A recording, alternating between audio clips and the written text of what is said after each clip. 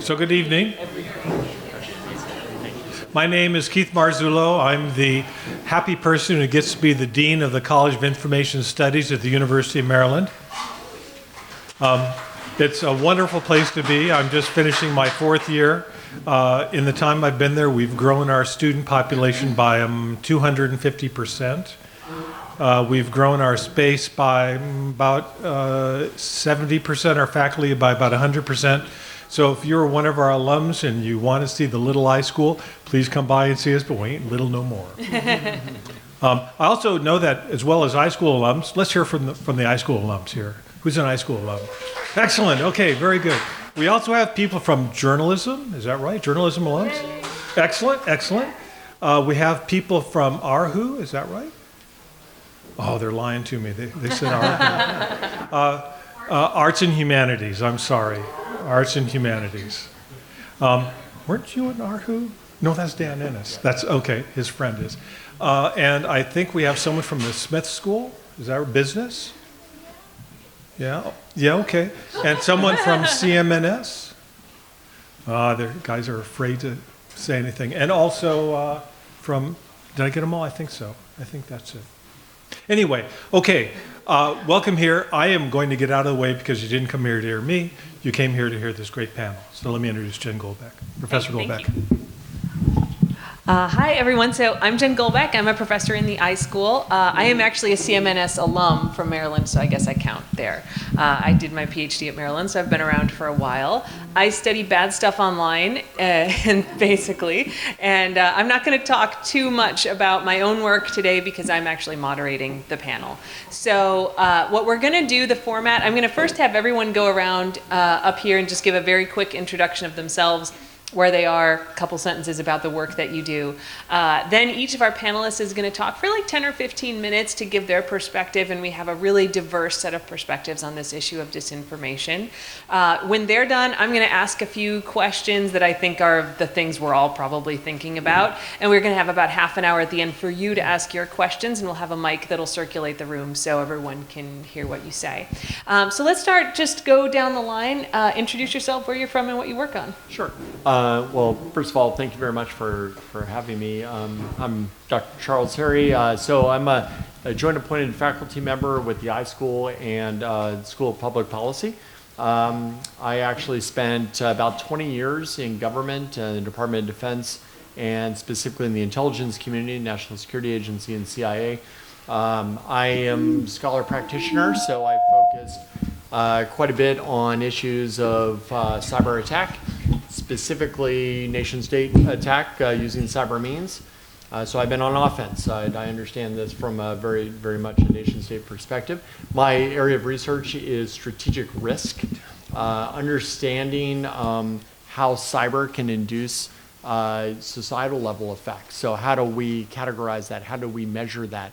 The way that I think about disinformation is in that context. How can we leverage cyber attack to seed information in disinformation networks? So, great. Yeah. Hello, everyone. I'm Naimul Hasaan, assistant professor in the College of Journalism, as well as in the College of Information Studies. I have a joint appointment between these two. My background is in computer science. I graduated from UT Arlington, and then I was a faculty at Ole Miss in the computer science department for 3 years, and recently I joined here, and enjoying very much. My area of research is computational journalism. I try to find application of technologies, for instance, database, artificial intelligence, natural language processing, to solve some of the problems that the journalists are having. And obviously, fact-checking and identifying misinformation is totally one of them. I also have interest in sensing social media to understand the activities that are going on there and try to use that for the benefit of the social media users. Yeah, just pull that up. Hi folks, I'm kind of the odd man out. I'm Dave Karp. I'm an associate professor and the associate director in the School of Media and Public Affairs at George Washington University. But I'm from Maryland. Does that count? I grew up in Rockville. I think I once played a high school jazz show at the mansion at Strathmore, but that was like in the 90s, so don't quote me on that, journalists in the room. I'm a political scientist by training, and I study internet politics. Written a couple books about digital political advocacy, sort of how do organized campaigns for social change look different in the digital age. And that's led to an interest, particularly in the past 4 years, in the role that disinformation can play and does and does not play in modern American politics.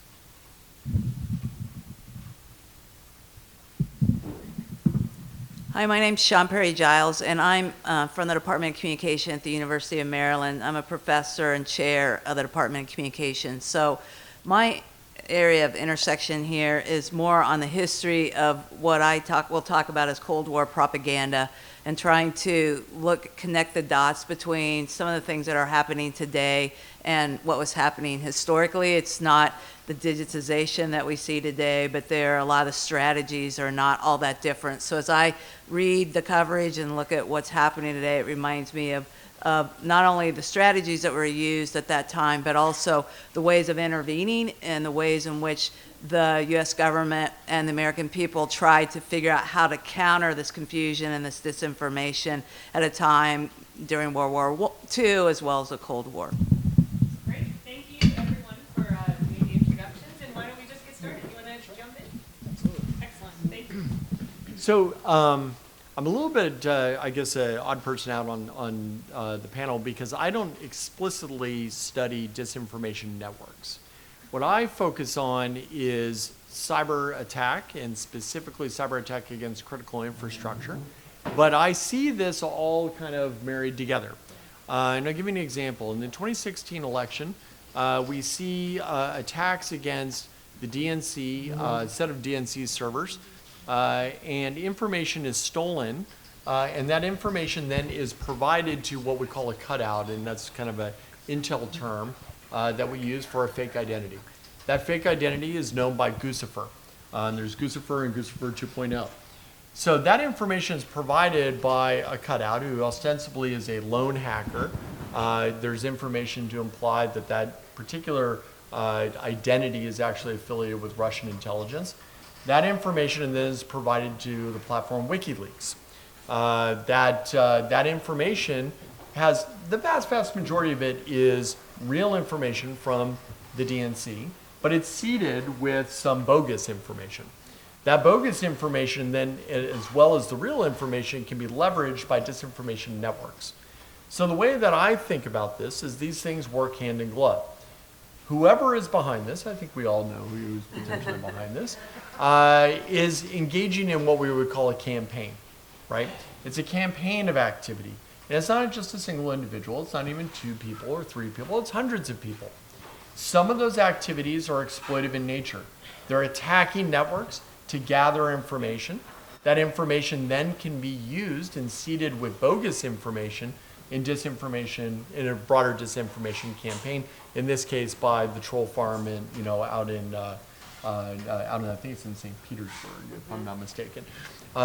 So the way that I think about cyber attack and how it relates to disinformation is that they're kind of hand in glove. They kind of go together. The thing that I want to leave you with is that this is a campaign with a set of objectives, right? This isn't just kind of happenstance. People just kind of do this willy-nilly. There is a goal. That goal could be to just move attitudes and preferences in a particular direction to, let's say, elect a particular set of individuals. That could be a goal. The goal could also be to maybe sow chaos in an electoral system, or to undermine confidence in institutions to weaken the state, right? Now, I'm here to tell you, and I won't go into any details on things I may or may not have done in the past. I'm here to tell you this is an intelligence operation. What we've seen in 2016, what we've seen in 2018, what we've seen certainly in 2020 is part of a broader set of intelligence operations. Those disinformation campaigns that we currently see online are being seeded with information that can be acquired from any number of campaigns. It doesn't matter. It could be the Trump campaign, it could be the Biden campaign, it could be the Sanders campaign. And the goal here, from my perspective again, is that if I can convince you that the vast majority of the material you are seeing is authentic, then perhaps I can seed it with 1 or 2 documents that is not authentic. you are going to believe that for the most part. If I can do that, even if you dispute the one or two bogus pieces of propaganda, I can point you to other legitimate sources that that would basically cement my broader story. So what I want to kind of leave you with is a strategic perspective. The goal of the adversary is to have a strategic effect. How they do it is predicated upon the networks that they can leverage and the information they can use to convince you that the position that they're advocating is correct. That's the goal. That's really what it boils down to. Now, personally, I think that they were probably much more successful than they ever thought they would be. And so, going forward, they're probably doubling down. Now, it's interesting because when you take a look at other countries around the world and how they deal with disinformation, like the Estonians, for instance, they've hardened themselves. Their citizenry has hardened themselves against a lot of these disinformation campaigns because they understand what the objectives are of the adversary. Now, it doesn't mean that they're totally impervious, to all this information, but they at least understand what the strategic effect is, from, in this case, the Russian government. So going forward, how do we actually think about from a policy perspective or from a national government perspective to try to address this? There are several things that have to happen. Yes, we need to kind of maybe improve our overall cybersecurity in very specific campaigns, which is actually really quite difficult. Because a lot of these campaigns are being managed in a very dispersed geography, so they don't always have the best defensive techniques in place. But beyond that, there's a kind of a citizenry approach that we need to take. We need to harden ourselves against disinformation, understanding how the adversary potentially leverages a variety of information networks to influence our opinions, right? All of us have seen that. We all get on Facebook, we're all talking to our friends, and there's always the one or two people we vehemently disagree with because they post some bogus news article, right? And they claim that this is fact. We need to be much more methodical in how we think about news sources and how we process that information. That's part of the solution. And I think when you take a look at examples like the Estonians, they've been much more successful than I would say we have been in trying to process information and harden ourselves to those attacks. So I think I'll stop there. That's great. Because if you don't stop me, I'll keep going. Well, that leads us actually really Right. nicely into Naeemil talking about this from, information/journalism perspective. Sure. So I have an interest in how to combat this huge cascade of misinformation using technology. In 2014, we had a meeting with the founder of PolitiFact. How many of you heard of PolitiFact? Great. Bill Adair, who founded PolitiFact, we had a meeting about how they fact-check information, how they select that they will check this information. And we wanted to see if there's any way to automate that process, or at least automate parts of it. And that meeting led to the development of ClaimBuster, an application that can help the fact-checkers identify what needs to be fact-checked.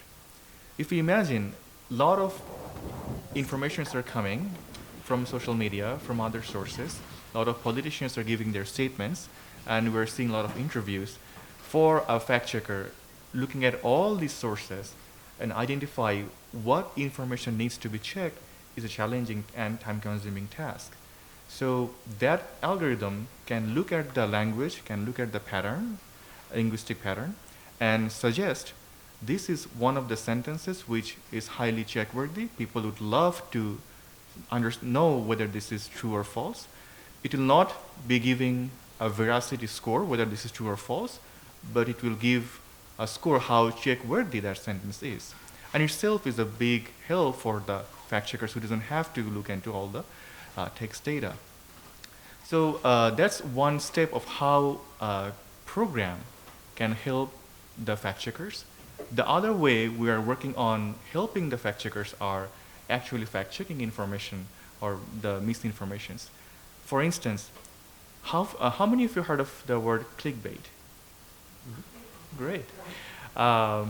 do you think clickbait is a good practice or not a good practice? No. It's great. Depends on the perspective. Can you pull the mic a little bit closer? No. Pull it. There you go. That's it. Thanks. Is it better now? Okay, great. So yeah, clickbait is whether it's good or bad depends on who I ask. If you are trying to take your message to a lot of people, probably clickbait is a good tool for you. But if you're trying to also spread some disinformation, it's also a good tool for you, but not for the users. What we observe is since 2014, when Facebook started limiting the level of clickbait in their platform, we also see that the mainstream and the not so mainstream or unreliable media both started using clickbait more. And what is interesting is clickbait, even though people understand that as with a bad connotation, but sometimes clickbait can help the content creators reach to a lot of people, reach to a larger audience. Now the question is, how do I know whether this is a good clickbait or a bad clickbait? In other words, is this clickbait misleading or not misleading? The way we can model, the computer scientists or natural language processing experts can model the problem as, you imagine you have a lot of samples of news headlines which are clickbait but not misleading. A user who stumble upon this headline, after clicking on it, reading it, probably won't say this is a misleading news, I learned something. But there are a lot of headlines which promise something in the headline but doesn't deliver when you read the articles. It's just taking a lot of time from you, taking the click from you. So we can build classification models that can learn from these patterns of misleading and non-misleading information and try to give a score, try to give a suggestion to the user, hey, this is a misleading article, don't click on it. Now the problem becomes, there are ways to mislead the user without using clickbait headline. Let me give you an example. There was a headline from the Daily Telegraph that said Labour Party used fake Twitter bots to boost their election campaign. Great. If you are a Labour supporter, you look at the article, you become sad. If you are the conservative from the opposite party, you become angry. Hey, see what Labour Party did. But when the headline probably is not a clickbaity headline from traditional definition. There's nothing nothing bait on it. But if you click on the headline, go to the actual article, you see that both the Labour Party and the opposition party used fake Twitter bots to boost their election campaign. But you don't see that in the headline. So that's one example. There could be other examples. For instance, the headline says Starbucks closing 18,000 of their branches. Okay, this is not a clickbait, but if I go to the article, it says they're closing it for maybe 1 hour. Okay, so so there are ways we can, the content creators can get your click without using clickbait, but at the same time misleading you. So I am interested in developing technologies, how we can detect such misleading information, such incongruence between the headline and the ensuing content, so that I can help the users with a better using experience. Hey, this is what the headline promises, this is what the actual content says, so you get a better idea whether you're going to click it or not. It also helps the platform owners, Facebook, Google, Twitter as well. They can use such tools to give a score to the content creators how honest they are when they're creating their contents. So with that, I will pass the mic to my next speaker. I think you can actually hold the mic because he has one. David, please. Yeah. So I want to offer a complicated argument in not a lot of minutes. If you find this argument interesting, I wrote a piece in December for the Social Science Research Council called On Disinformation and Democratic Myths. I'm basically giving you the Cliff's Notes version here right now. So if you hear a part of this that you find interesting but you didn't quite follow because I was running too fast, check it out online. It's, I think, an interesting essay. But I want to talk to you about the effects of disinformation, because we care about disinformation because of its impacts. And I want to introduce 3 distinctions that I think matter. The first is a distinction between disinformation and media manipulation. The second is a distinction between mass behavior and elite behavior. And the third, oh, I just lost the third. It's been a long day. I'm going to get to the third. Let me start with the first 2, and it's going to come back to me. So first, it's in the essay. You can read the essay. So that first one, if we take, for instance, the WikiLeaks example, that is more clearly to me effective as media manipulation than as disinformation. Right? They hacked the DNC servers, they hacked John Podesta. Releasing John Podesta's emails, that is not disinformation in that those are really his emails. The strategic power of it is that it is leading to media coverage in October of an election year that is focusing on a bunch of Democratic email. Well, both October for John Podesta and also over the summer during the DNC. So they are released for maximum strategic effectiveness as a form of media manipulation. So that is not necessarily disinformation. It can't be necessarily corrected by having media organizations decide, is this truly John Podesta's email or not? But its impact is in how it affects media coverage. That's the third item, is direct versus indirect impact. So we'll get to that one last. I would suggest to you that the media manipulation impacts of disinformation campaigns, or these strategic campaigns, are much more important than the disinformation impacts of getting individuals in society to believe things they wouldn't otherwise believe. Let me give you a scary example that I'm planning on writing up sometime this week. I've been thinking much about coronavirus, which I'm sure is a shock. None of you have been thinking about coronavirus, have you? But I'm a political scientist who cares about elections, so I've been thinking gloomy thoughts about the election. Let us imagine that coronavirus, we don't end up in the worst pandemic scenarios that we're worried about right now. Let's imagine that coronavirus also has, we face some problems in the spring, and then it quiets down in the summer, and then it gets big in the fall again. And that the government, as it develops a preparedness strategy, comes up with a monitoring system where it sends out warnings saying, we see a likely coronavirus outbreak in the following cities. Please avoid public gatherings in these cities. If that were to happen, which seems reasonable to me, I think it is quite possible, plausible even, that at the end of October, beginning of November, we may have this government releasing warnings saying that in the cities of Pittsburgh, Philadelphia, Detroit, Milwaukee, Madison, a handful of others, we're worried about coronavirus. You still have the right to vote, but one should be aware that in those cities you need to worry. If that were to happen, not only would that lead to a panic amongst citizens through direct information, but that would also produce headlines in the New York Times and in all papers. It would lead the coverage of every news organization, 24-hour news and nightly news. And it would even get the deeper coverage, because then you would also get the horse race coverage of what does this mean for elections? Who is this going to benefit?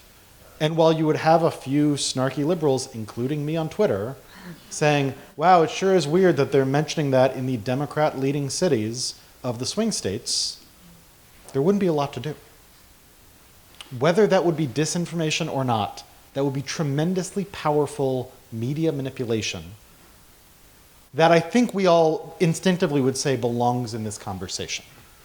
So whether after 2016 we came up with a bunch of different terms for this stuff. Is it disinformation? Is it misinformation? Is it malinformation? We're trying to figure out how do we categorize these things.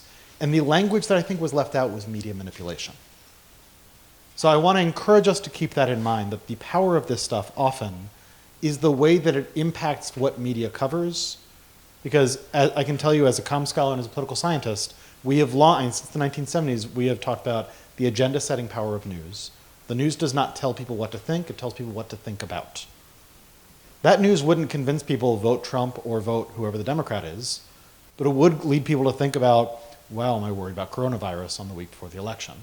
That would be tremendously powerful in a way that I worry about, but also have no idea how to stop. So that's the first item, is disinformation versus media manipulation.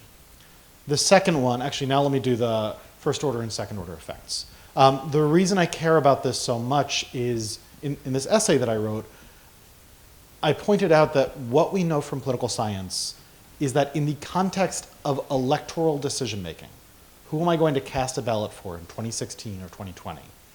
It is incredibly difficult to change anyone's mind. I don't know who all of you will vote for in the general election, but ask yourself, what information in the media system would lead me to vote for a different person? In 1984, 1976, we had an awful lot of swayable citizens, which meant an additional piece of information might lead you to cast a ballot you might otherwise cast. Because of partisan sorting, political polarization, we are now a well enough sorted country that it is very difficult to change someone's mind on who they are going to vote for. That has led, particularly in things like the Cambridge Analytica scandal, where we talked about all of these Facebook ads, many of them being funded by Russia, many of them lies, whether they're foreign or domestic, and their impact on the election. And political scientists like me were screaming they weren't having that big of an impact on how people vote, because in a $1 billion advertising system, adding $100,000 of Facebook ads that people barely notice, that extra drop in the ocean of political content doesn't radically change what people vote for. What we know about political advertising in general is that when it has an impact, it is marginal and short term. But this gets me to the third point, elite versus mass. That doesn't mean that disinformation doesn't potentially wreck democracy. So in this essay, I talk about democratic myths. One of the myths of American democracy that is a load-bearing myth that we need for our democracy to function is what I call the myth of the attentive public. We have never in the history of America had a public that lives up to our imagination of what the public ought to be. We have never been a country of great citizens who all paid deep attention, ever. In the time of the founders, when we had really high voter turnout, that was also when people would go and stand with the person they voted for, and afterwards that person would hand them whiskey. It's true. So we have never actually lived up to our civic ideals. But what we had for a long time, so at least more or less, was a myth amongst our political elites that the public is paying attention to what you do. And that then implied for the media elites, or the political elites, that there are consequences to misbehavior. If you are caught in a lie, we political elites believe bad things will happen, ergo, you can spin, but don't lie.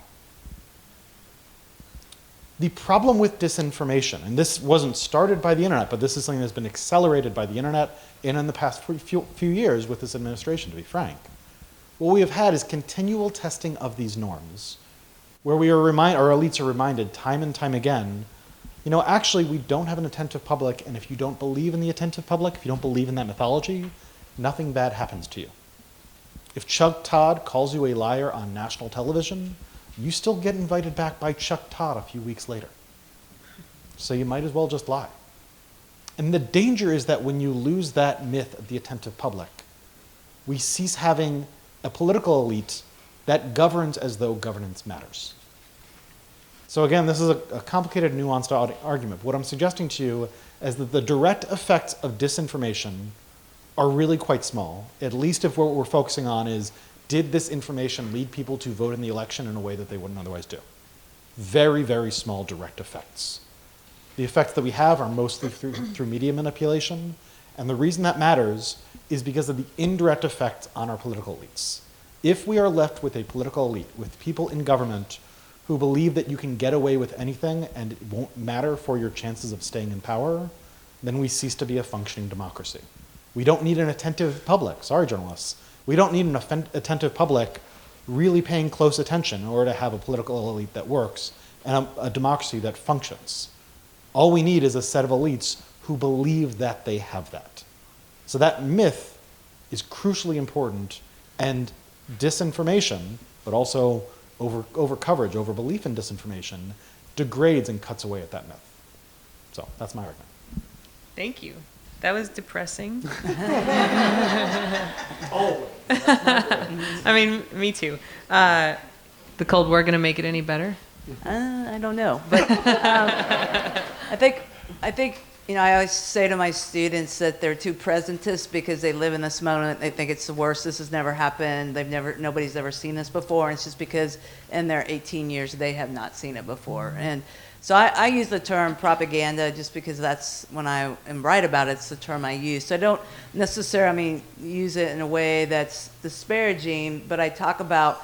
I write and talk about Cold War propaganda, and in this case, I'm just talking about information that the U.S. government is putting out or governments are putting out that is designed to promote the ends of foreign policy goals of that government, as well as to disrupt the foreign policy goals of whatever enemy nation that they're targeting. Those of you who are in journalism and others know that the first propaganda program, official one, was during World War I and Wilson, and it shut down after the war. It's hugely controversial that the U.S. government would try to hoodwink its people into supporting the war. It started back up again in World War II, and then had to contend with the Nazi and the big lie theories, and so it created a lot of interest, and that was the first time the U.S. government really focused on international propaganda, much more leery about domestic propaganda because of the outrage about it. Then Truman comes in and believes, well, we can't just engineer and open up these propaganda programs every time we have a war. It needs to be sustained. And so Truman and the Congress at that time set up the first peacetime propaganda program that was integral to fighting the Cold War.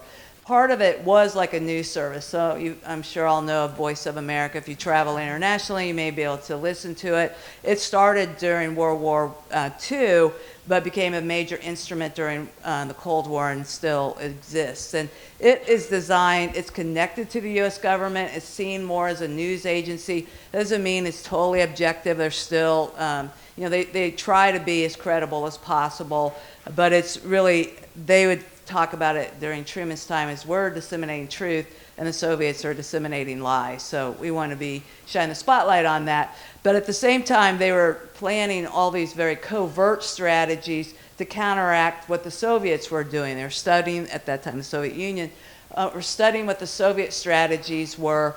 Truman started what was called the Psychological Strategy Board, and much of that remained declassified until the 1980s, 90s, and much of it still is not, is still classified. So to say that we really understand what the U.S. government was doing at that time, we get bits and pieces of it.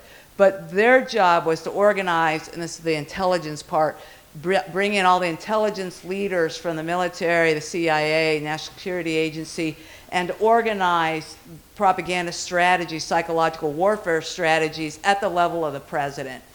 Eisenhower continued it with the Operations Coordinating Board, and I'm sure it's continued beyond that, but I just don't think we know. That material is not necessarily open. Others say that it did definitely close and it was never opened again. I don't personally believe that. I think in time the next generations will know more about it. But psychological strategy under Truman, the goal was to try to encourage the people in the Soviet Union and the satellite regions to revolt against their governments. And this is where they really believed in an active mass public, that if they beamed in messages to there that weren't necessarily connected to the U.S. government, but orchestrated by the U.S. government, that the only way the U.S. was going to win the Cold War is that the people revolted, because the U.S. did not want to start a hot war in these countries. It was just too dangerous. And under Eisenhower, if they did, it was going to be a nuclear war. They were planning for the New Look, which was a nuclear capability targeting the Soviet Union. But the goal was to really create this sense of chaos and confusion.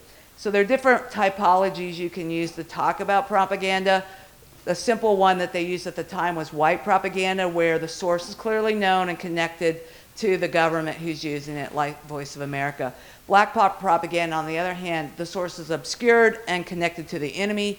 And with gray propaganda, the source is obscured but connected to a friendly nation. So radio Free Europe, which still exists, was operated by the CIA, but that was not publicly confirmed until the 1970s. People suspected it. That's a great form of propaganda because they would distribute messages that were positive for the U.S. government, but it wasn't connected to the U.S. government. And what they would do is hire defectors, and Eisenhower ran and Truman ran this enemies program that they would try to get people to defect from the Soviet regions and come to the the United States. They would provide support.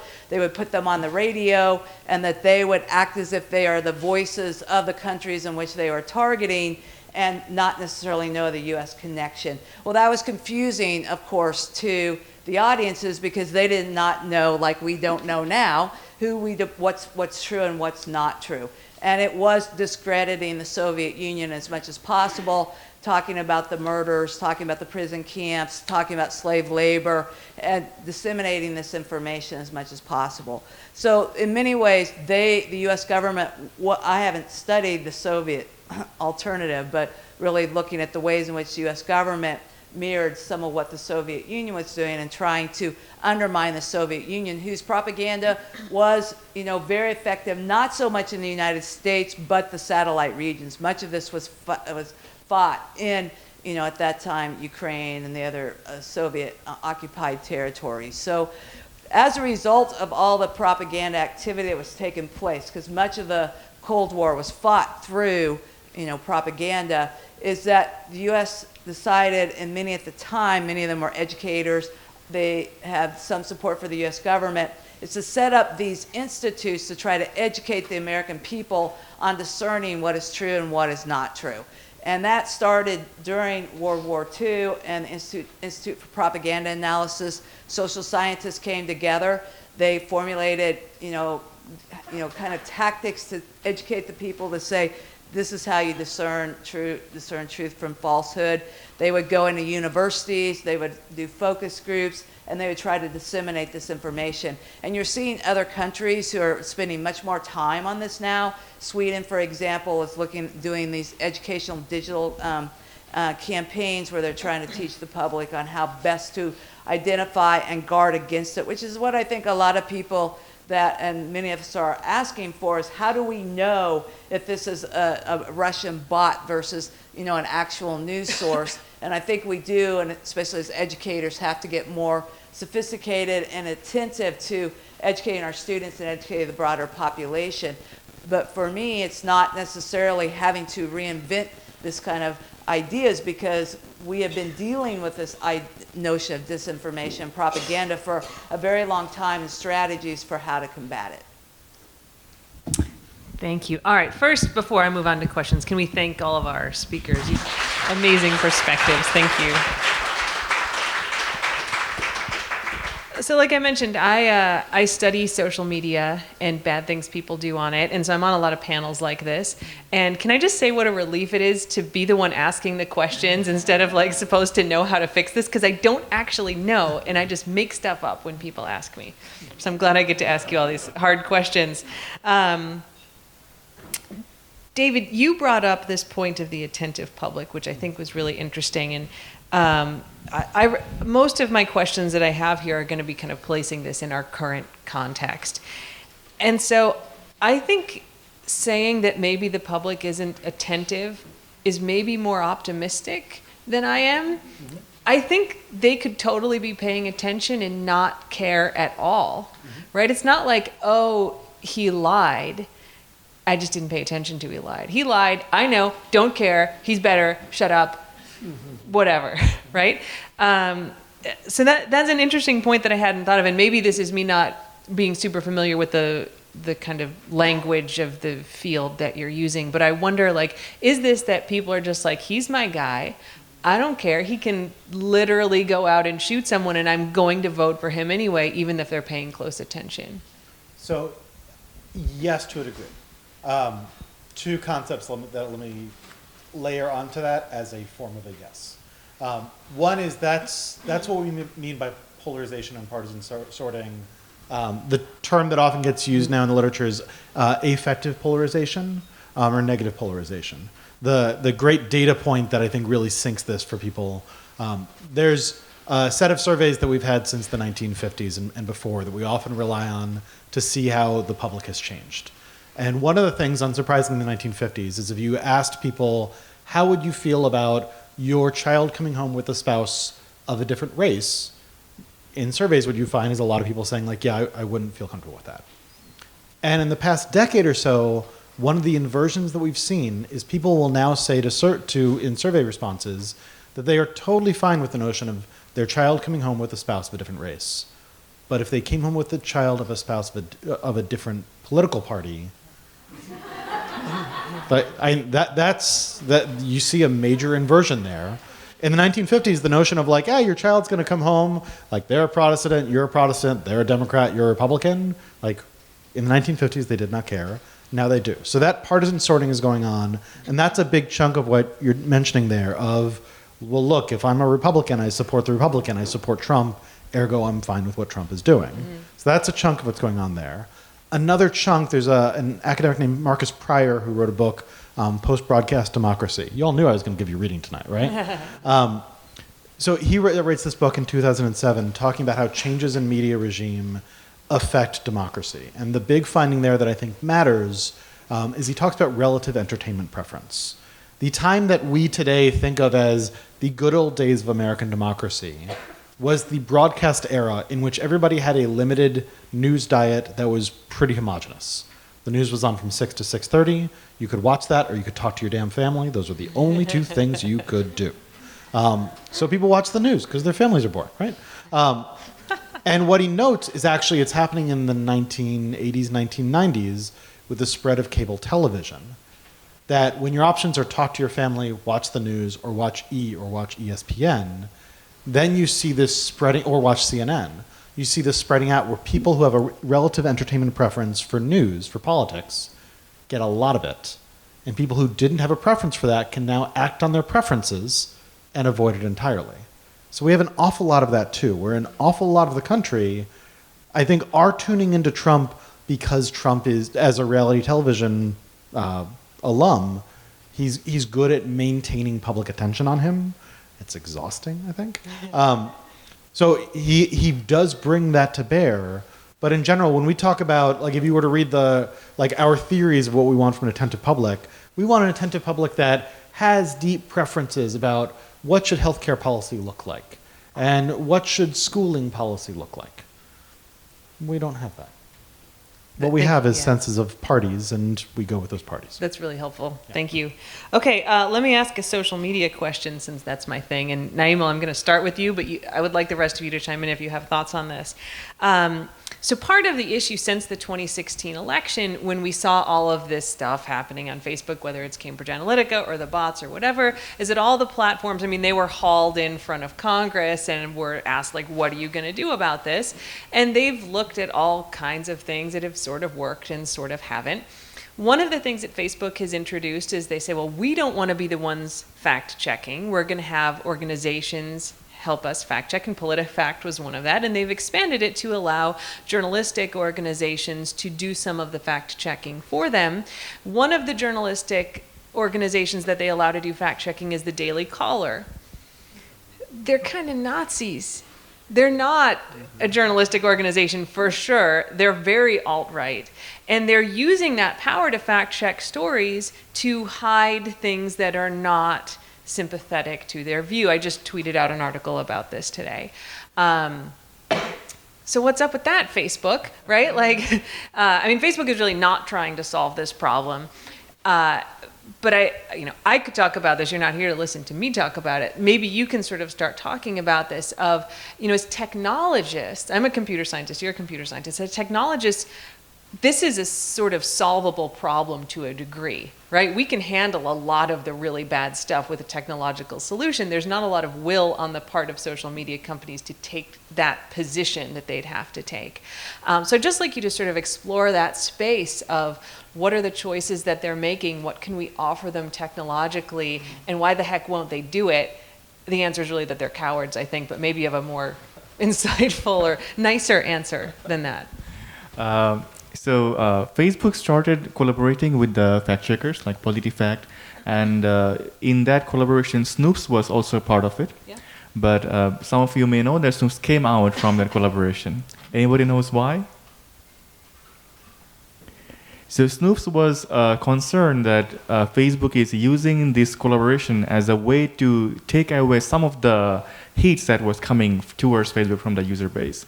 And they're also concerned that the way Facebook is kind of handling the situation is not according to the best, according to how Snoops founders were kind of wanting or they preferred. So some of the things I totally agree with Jen is yes, Facebook could have done better and they could have been more transparent in how they are using algorithms to show the news that we're seeing. But we have to understand at the end they are a company, they have their business interests in mind, and they will definitely try to protect their business, their users and so on. The way I can see it is the fact checkers, the journalists, there needs to be a more close collaboration. There needs to be a more open collaboration between these companies and the journalists and the fact checkers. So the users know clearly who is fact checking it, why this is being done. And at the same time, the companies need to be more transparent. If they say this is how we are fact checking this, or if they say this is how we are ranking this, the process needs to be more clear to the end users. Do you actually think this is possible, though? I mean, I don't want to have an argument up here, but I think, I mean, from my perspective, journalists working closer with Facebook, like, that seems like there's not a good balance of power there, right? Tons of people come to journalistic content through social media. Facebook can control that, right? So they can control an awful lot of the media, which is the thing they say they don't want to do, but they kind of probably do, right? I mean, like, is that just giving Facebook more power if you're saying, well, journalists need to work closer? I think Facebook needs to be more transparent towards the journalists as well. For example, in terms of sharing their data with their journalists, sharing their process with the fact checkers. This is what we are getting and what we are giving to you. And I'm sure if Facebook was as open in terms of data sharing like Twitter does, maybe we would have seen the controversies like during the 2016 election, the way Facebook ads were used. Probably wouldn't have seen that if it was more open towards journalists and the entities who are kind of acting as news, as the gatekeepers. Yeah, go ahead, David. So I want to argue with that slightly and offer kind of a weird defense of Facebook, which is... Good luck. Well, but hear me out here. Yeah, okay. Facebook's in an impossible role, and I don't think transparency can fix it. Look, I think that Facebook, it's a bad idea for them to have Daily Caller making those calls for them. But the way they get there is, you're right, that they're a corporation, and what they're worried about, since they're a quasi-monopoly, is facing monopoly regulation. How do you avoid that? The conservatives who are yelling at you, you appease them. So the conservatives have been yelling hard about, oh my God, you're silencing us, don't silence us. And Facebook rationally is then saying, okay, let's make sure not to cause trouble here. So here's my defense of Facebook.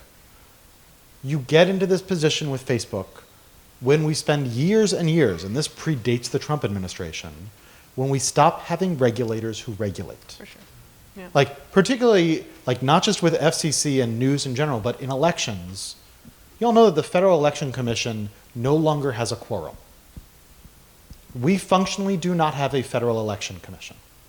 And even before it stopped having a quorum, which was the past year, the FEC has not really functioned for like 5 or 6 years. Well, they're not regulating elections or social media at all. Right, and the issue there, I attended a meeting with social media companies, I think this was 2014, where they were asking political communication experts, what should they expect on the horizon? What do we think campaigns are going to do with ads? And what should they make as their own rules? And what was clear is this was an earnest question. They weren't saying, how do we make the most bucks? They weren't saying, how do we make them the most happy? What they were saying was, my God, the regulators aren't regulating, so we, the social media companies, are stuck regulating, which we're not supposed to do. Help. So the defense that I would give of Facebook is, we have put them in this impossible space where, yes, they're way too big, and they actually should be broken up. But besides that, when you stop having regulators who regulate, then you say to Facebook, hey, just figure it out on your own. And there's no possible way that they're going to do a better job of it. Even if they were really good on transparency, they would still make a total hash of this, because the Daily Caller through Glenn Beck and InfoWars and Donald Trump would all be screaming about bias, and then Facebook as a company would say, that's a real risk, we need to respond to that risk. Don't have Facebook make these decisions, have the regulators start regulating again. So I think that's fair, but this leads very nicely into my next question. I don't want to make this Attacked Facebook hour, but here we are. So I say, okay, I give him and I basically agree with what you said there. So let's look at 2016. The other issue is Russian election interference through Facebook. And so Sean and Charlie, you both brought up this issue of intelligence operations. And I am not a Cold War scholar. I kind of was barely conscious of the world when the Cold War was happening, right? But I was very fascinated with it in undergrad and studied this stuff and have a very light intelligence background. And I'd go, anybody who knows anything about Cold War operations would have seen this coming, and Facebook didn't seem to see it coming. And so I'd like the two of you both, and trade off on this, and anyone else can chime in, but I'd especially like to hear both of your perspectives on this kind of disinformation as an intelligence operation, how what we're seeing now in social media, in the media in general, is kind of the same as what we were seeing in the Cold War, and how that's changed. Are there different tactics and techniques beyond just the platform? Well, I think about it in terms of like McCarthyism in some ways, which probably is not where you were thinking I was going to go with this, but I think that this information is put out there. There's a lot of pressure that's put on people to believe a certain thing. And at the time, those of you who study journalism know that if a journalist published in a way that was found objectionable, then that they could be heavily criticized, and people were very scared about speaking out against communist, or speaking out, being anti-communist and speaking out against McCarthy. And there was just this immediate clamp down on the journalists for speaking out, and that led to kind of a revolution in journalism thereafter, that they were not just going to be cowed by some, in this case, McCarthy. And of course, Roy Cohn, who worked with McCarthy, was also had in some ways mentored Trump. And so there is this connection there between the two. And I think we're in this kind of environment now where journalists, I think, are raising questions about it, but there's also a lot of pushback about, the fear if you go too far and be targeted by, people who would be critical of what journalists are saying. So I think journalism now is we were just talking about at the table before, is that journalism has really taken on, I think, a more emboldened role than maybe in the past, and that they could become this and have become these people who can intervene in a way that others can't. But there's also a lot of pressure and a lot of intimidation that's happening that was similarly happening in the Cold War era.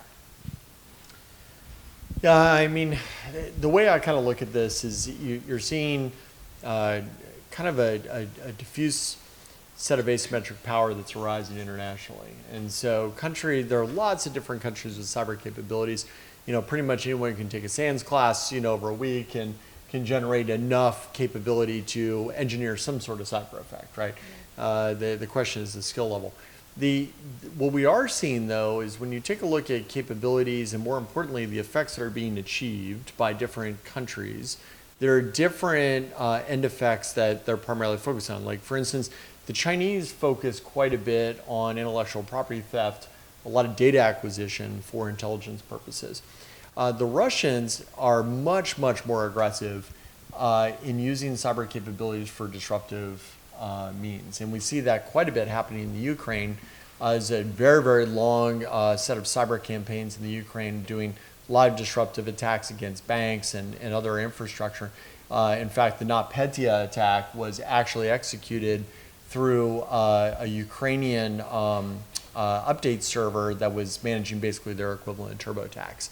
And it effectively led to the spread of large-scale ransomware throughout the entire world.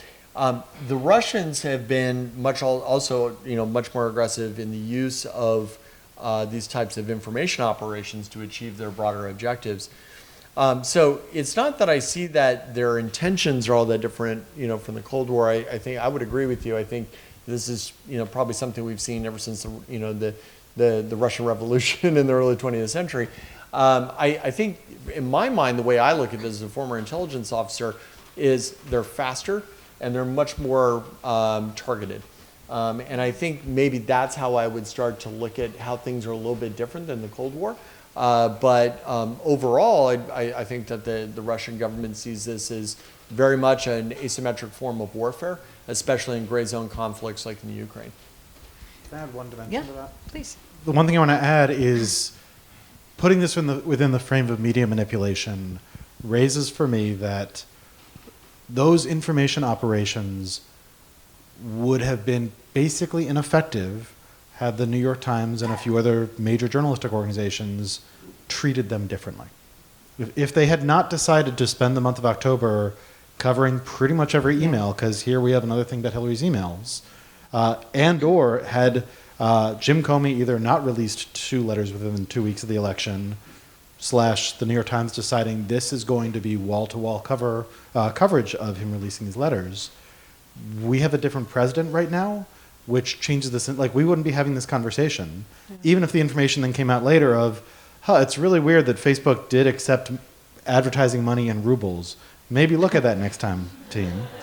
Right? Like, they still would have made that mistake, but those mistakes by Facebook, while real and things that they need to do something about, all get amplified because of the way that the media was open to being manipulated. And I think that's important for thinking about 2020. If Biden turns out to be the nominee, we should be aware that we've been informed that Burisma was hacked by the Russians.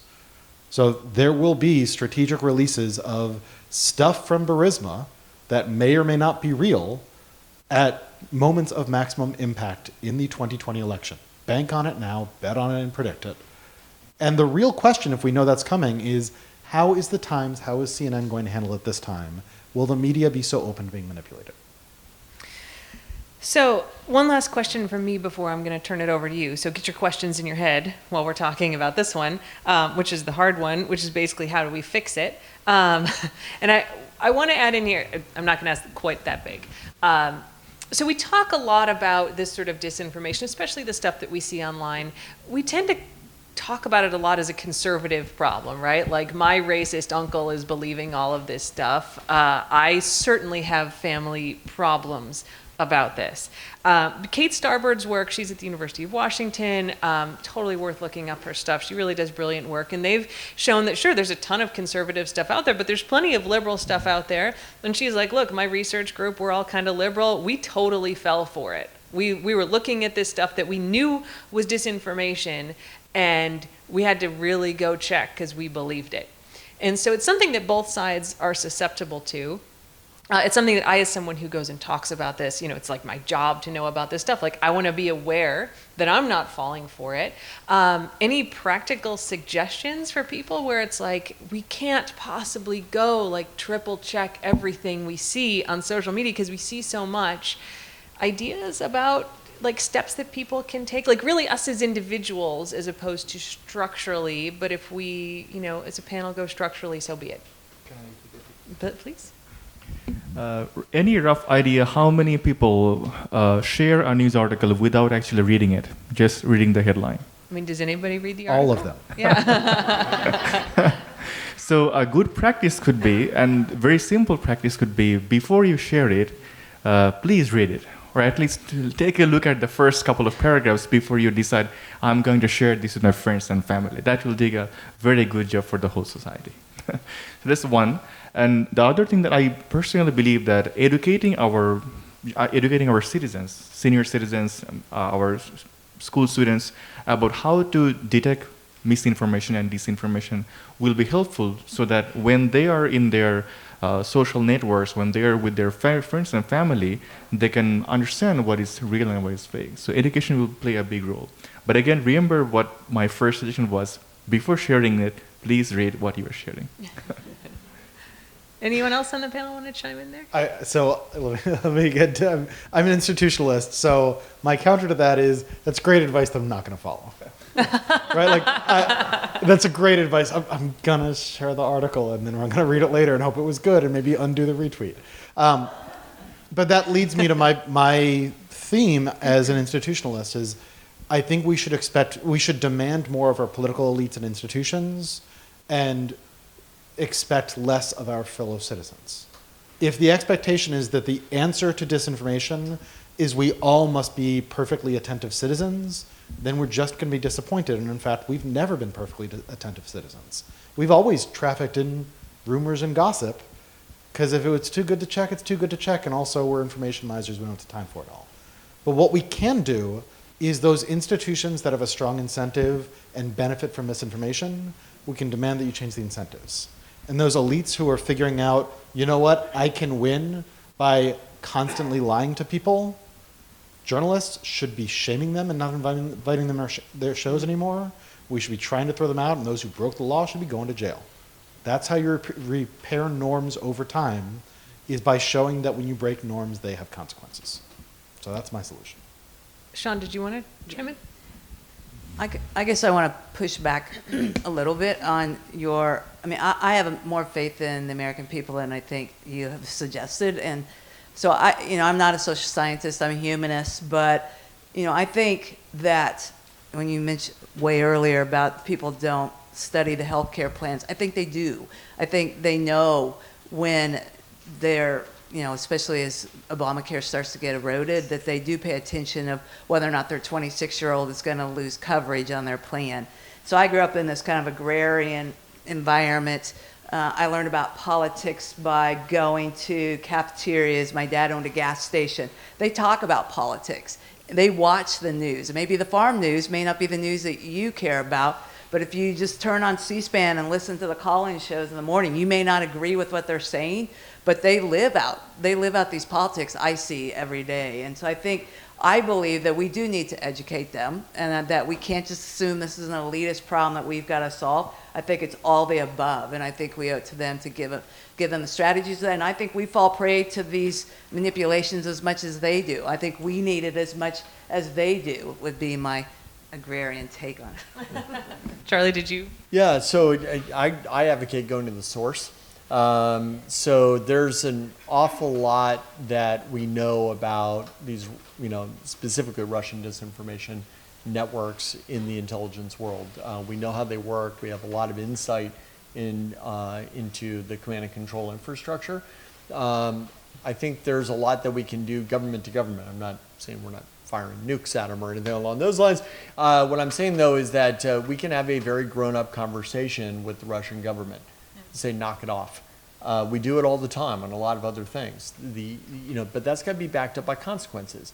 If they don't take certain actions, you follow through with sanctions, right? And you make it, and we can tailor these things to be really quite painful. And I guarantee you, it may not completely eliminate the problem, but you can dial it down quite a bit. That seems to me to be a very practical first step, to trying to combat this problem. It doesn't eliminate the problem entirely, but we can be very proactive in that way. Great, we got a full range of me to governments in those answers. Thank you. So now it's time for all of you. I'm going to pass the mic around. Do we have a mic runner? You're going to run the mic. You want to raise your hand if you have questions? There's one all the way in the back. You can have mine. All the way in the back.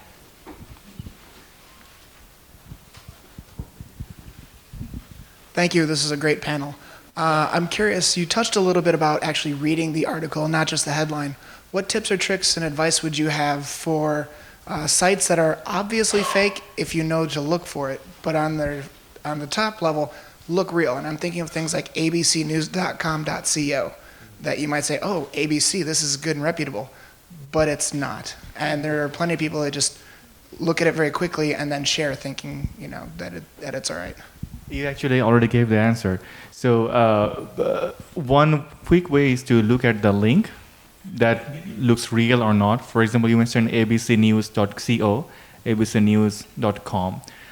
So we, again, going back to the education, we need to educate our kids, educate our senior citizens who are probably not as technological savvy as the other groups, how to understand whether a link is a legitimate link or not, how a good link looks like, what are the phishing links look like. So if we can inform our citizens, probably they would think again before clicking on it, before deciding, oh, this is coming from a legitimate source.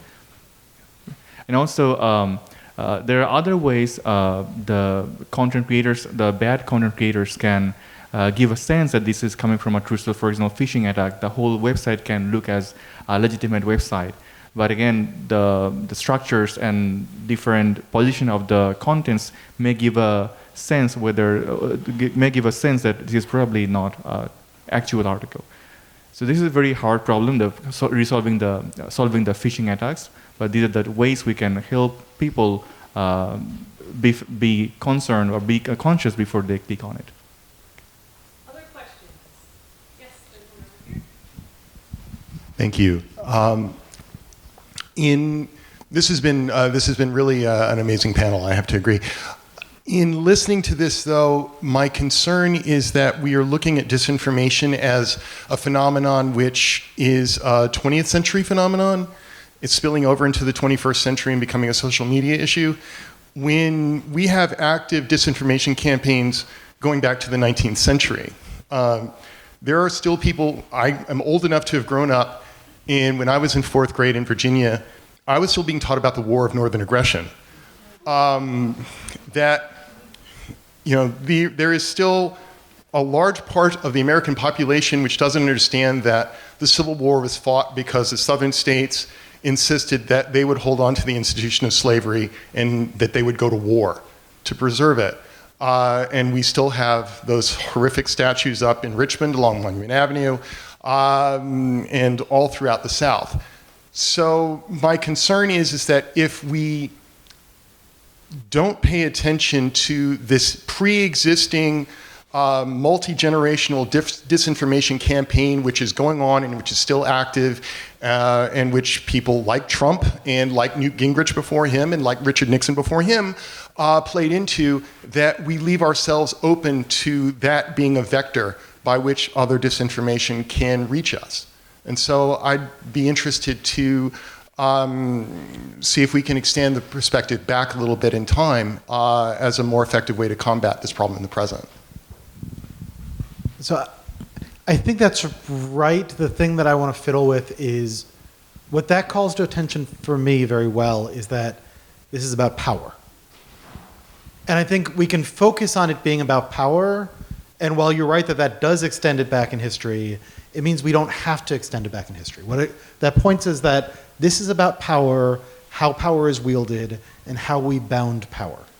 And I think the modern concern of disinformation is this sense of power which was always wielded in order to maintain it amongst a power structure that wanted to keep what they had and keep others down, that now it has sort of gone out of control, that the power elite that was recognizable before and was vicious to some but polite to others seems to just be going haywire. And so now more of us are worried about this power than before.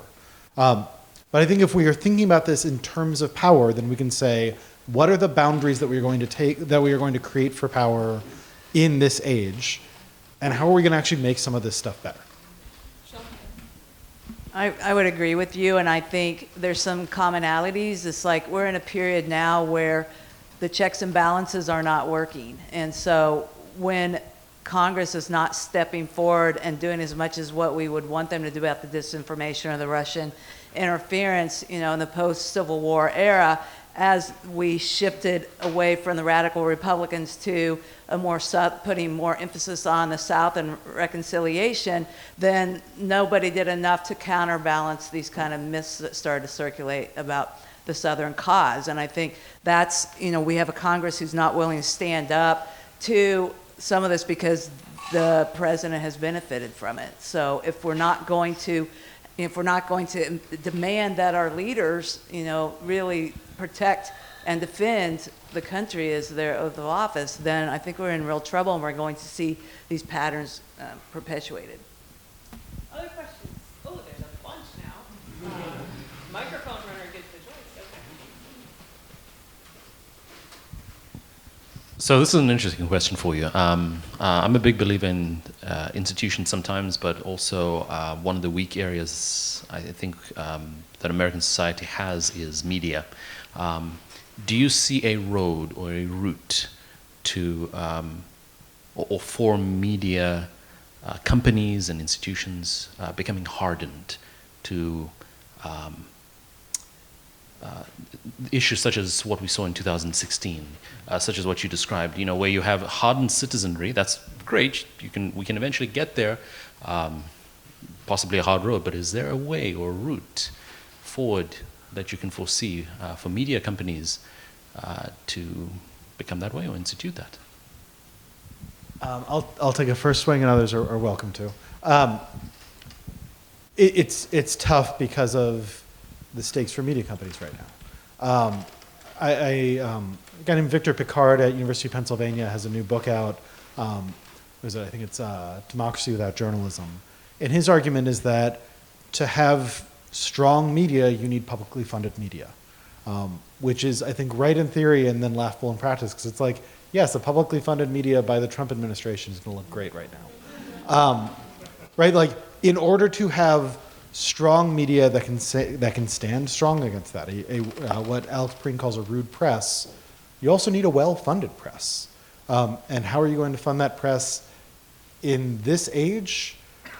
The best hope that I have seen, and look, I'm going to be a real downer here, as I've been for an hour and a half now, it would be great if a few billionaires who just like owning media companies and were willing to be fully hands-off from it would buy them, heavily endow them, and then just sort of sit back. Honestly, yeah, I don't like the idea of Jeff Bezos being the savior of journalism. And then when I look at all the other options, I'm like, that is looking least bad, and that's depressing. But I don't see one that's less depressing from that, because ad-funded doesn't work. My God, does private equity funded not work?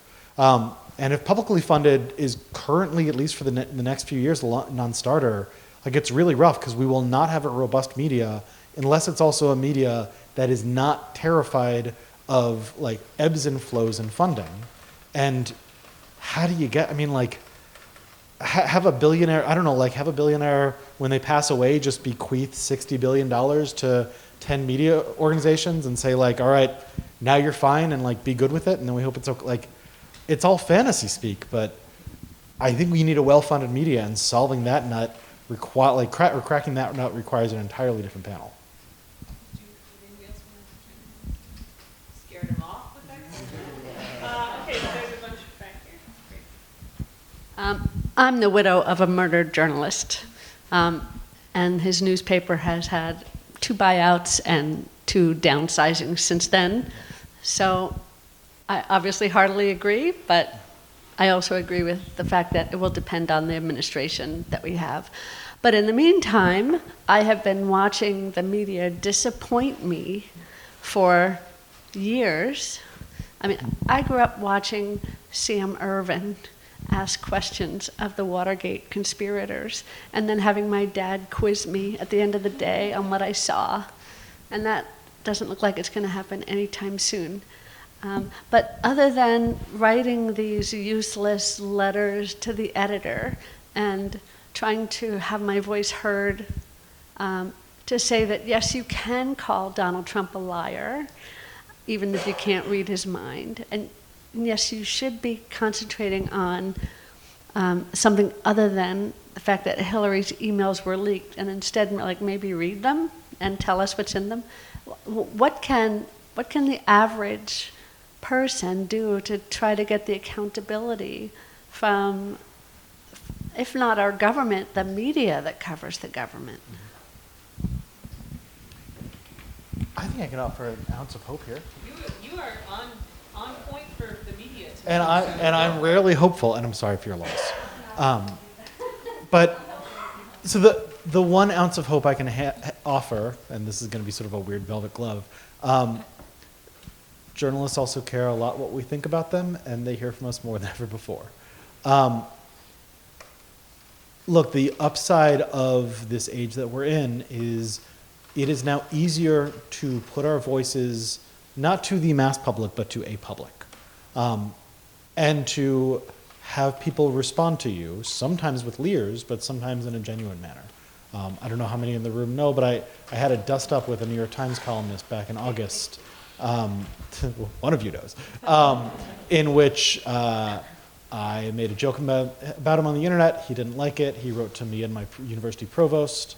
I noted on Twitter that he had done that, and then the entire internet spent an entire week having my back and making fun of the guy. And it was like wonderful for me. I was like, wow, the internet's really nice to me right now. That was me. Yeah, I was the bedbug guy. Yeah. Bedbug Twitter. Yeah, I was the bedbug guy. Hi. If you don't know what I'm talking about, not that interesting if you didn't follow it at the time. But the thing that really reminds me there is, like, he was paying attention to what some random professor was saying about him, because journalists and all, hey, I'm a writer. Like, all writers are also kind of fragile creatures. And so a thing that you can do, like, don't be a jerk about it, but a thing that you can do is, as a citizen, is if you see the media disappointing, yes, write a letter to the editor also, but also write about that online, push journalists to be better. You're going to find that a lot of journalists actually agree with you, but their publishers are kind of being annoying. And if their publishers then notice that there is a market for this, or at least there's market pressure for it, then things will, I think, get marginally better. And by the way, that is as positive as I ever get on the gallery. Oh, wait, I'm going to chime in a positive note, if I can, even though I'm not a fan. Just sort of echoing on that, because I also am usually a downer and rarely have positive notes, but I do have one in this space, even though I study bad things people do on the internet and am a fellow avid Twitter user, and Twitter is a cesspool of badness a lot of the time. If he says no, he's not actually on it as much as I thought he was. Terrible, usually terrible. Yes, usually terrible, for sure. Social media has leveled the playing field in a way that I think couldn't have happened without it. That it brings power to people and voices to people who were not represented in the media. I mean, this comes back to your question, right? That, like, what are you going to do if your teacher's telling you it's the war of northern aggression, right? But we look at, like, Ferguson, and you talk to DeRay, who is one of the leaders of those protests, and he's like, Twitter saved people's lives because those protesters in Ferguson were on Twitter. They were sharing video. They were essentially replacing the media that may not have traditionally covered that. It gives the powerless in society, whether you're looking at the Black Lives Matter movement, whether you're looking at Me Too, people who were overlooked or silenced by traditional media outlets, a voice to bring those things attention. And I think that, that doesn't solve this whole problem that we've talked about today, but I do think, like, that ability to have an individual voice and to talk to people in power, which is a thing that we have both experienced as, like, we're professors and we're like we're not making those big decisions, but we can influence those people on those platforms, and lots of people have that ability. I think we haven't figured out what to do with it yet, but there is a real spark of hope, of goodness that's going to come out of it. There's a lot of badness too, but there's that thing coming, and I think that's powerful and shouldn't be overlooked in this. Yeah, go ahead, Charlie. I was going to say, less about a specific individual, more about educational institutions like the University of Maryland. So there's a real opportunity for us to educate journalists, the next generation of journalists, in areas of how technology is applied. I can't tell you how many times I've read a news article talking about a cybersecurity incident where I just shake my head, where I'm just like, that's not how it works. And unfortunately, I mean, these are normally very reputable journalists, and I really do think they mean well. They just get it completely wrong. And I think there's an opportunity for us to, hopefully impart, whether it's through, like a cyber boot camp or a disinformation boot camp, to help them expose and think about systems and how infrastructure can be used to disseminate, whether it's information or to impose some sort of strategic cyber effect. I know I've personally had conversations with journalists where, I'm really doing kind of a 101 education on this is how a cyber attack actually occurs, and the light bulbs start, coming on, and things that they were inferring before, they suddenly realize that may not actually have been what was happening. I think that's useful. It certainly doesn't solve the problem, but I think is at least a positive step what you can take. Good time for one more question, so Pick well, person with the microphone has all the power right now. I'm going to leave us on a downer. No. My question is really kind of off of Jen's last question before she gave it over to the audience, and it's more on the intelligence side, or just sort of what can the country do? Because, I mean, if it is Russia, they also had disinformation and Brexit. They interfered in Finland's elections. If they're looking to make the West doubt their own systems, that's a really good way to aim for world domination. But what could we do? We are talking about correcting misinformation with correct information, but what can we do proactively? When they launched Sputnik, Eisenhower created ARPA, and the idea was come up with more technology first, beat them to the punch. So we beat them to GPS and the internet and all of that. But with Russia, I mean, like if they're working on stuff, they have this endless workforce that the government would have zero qualms replacing anybody. The Japanese in World War II with the propaganda, the Chinese now, these are workforces that the government has control over, and I like that the United States doesn't have that, all dear leader kind of attitude, but at the same time, how do we get more of a proactive national, whether or not you support, whether you believe the information is real or not and it helps your candidate or not, how do you focus on the country, not just in reading the emails or the articles before you share them, but in a duty to the society to be like, well, we need to fix this. I mean, somehow we need to fix this. Yeah, so I think the Russians are doing this for a very deliberate, strategic, imperative, which is, they're looking at what they call the near abroad, and they see, creeping up an expansion of NATO and the European Union. All of that is counter to agreements that were ostensibly made between George H.W. Bush and Gorbachev at the end of the Cold War. There was this real view that the West would not, seek to expand NATO, and I think what certainly. Putin, when he took over, sees a lot of and echoes a lot of Russian sentiment, which is, hey, we had a kind of a common understanding, at the end of the Cold War, and you guys kind of violated it. And certainly, Putin has been very, very forthright, right? In the Munich conference, Security Conference 2007, he basically says, look, he called us out on it. He's like, you guys completely ignore this rule-based international system that you set up after World War II. You totally ignored it. So guess what? We're not going to play by your rules anymore, right? So what I say, I'm not surprised whatsoever what we're seeing the Russian government do. The question, I think your question is, what do you do about it proactively? There are ways in which we can deal with this, different types of strategies. I'm not a big believer in trying to amp up the pressure because that oftentimes can lead us into bad places. But you certainly can say, look, as it relates to interference in our elections and our internal cohesion, we know what you're doing. Not only knock it off, but we're going to establish a sanctions regime that, maybe it's based on metrics. Like the more of these types of events that we see, okay, we're going up to tier 2. Then we're going up to tier 3, and we're gonna start imposing pain on you to try to knock that off. I don't know. That's kind of my 2 cents. I'm also a firm believer that, if we take out some of their command and control infrastructure for some of their systems, I'm not, maybe we should do that as well. All right. I'll take that back. Yeah. All right. Dan, did you want to come up before we do a final thank you? Hello everyone. I'm Dan Christopher, Director of Alumni Relations for the iSchool, and I want to thank you all for being here this evening, and I want to thank our panelists and our moderator. This has been a fantastic conversation. I want to again thank you very much for all of your input. Thanks for the great questions. I also want to give a plug for tomorrow, which is March 4th, Giving Day.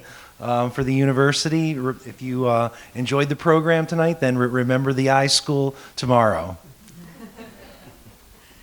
Thank you, and please thank all of our panelists for their really wonderful conversation tonight.